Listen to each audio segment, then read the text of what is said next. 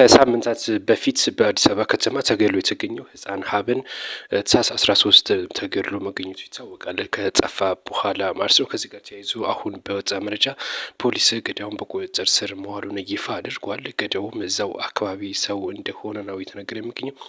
የዛ ፖሊሶች የአዲስ አበባ ፖሊስ እንዳስታወቀው ከሆነ ለቤተሰቦችም ከፍተኛ የሆነ ጥንቃቄ መልእክት አስተላልፏል። ቤተሰቦች ልጆቻቸው የሚጫወቱበትን የሚውሉበትን እና እንደዚሁም ደግሞ ከማጋ እንደሚቆዩም ከፍተኛ ክትትል ማድረግ አለበት። ህጻናትን የሚያግቱት የቅርብ ሰዎች ናቸው፣ ከርቁ እየመጡ እንደማይሆኑ ነው የአዲስ አበባ ፖሊስ ከዚህ ጋር አያይዞ ከፍተኛ መልእክት ያስተላለፈው ማለት ነው።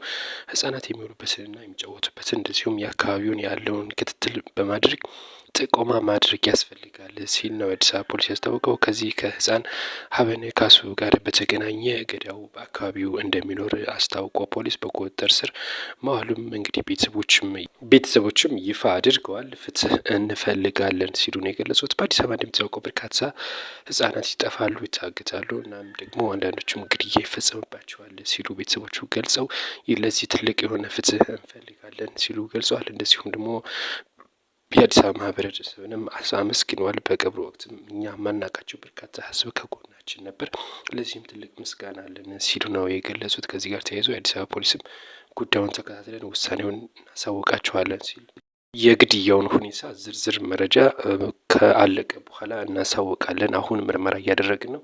ነገር ግን ገዳዩ እዛው አካባቢ ያለ ሰው እንደሆነ በመረጃው ደርሰን በቁጥጥር ስር አውለነዋል። ከፍተኛ የሆነ ምርመራ እያደረግን ነው። ከዚህ ጋር ተያይዞ ግን ሙሉ መረጃውን ከምርመራ በኋላ እናሳውቃለን ሲል የአዲስ አበባ ፖሊስ ገልጿል።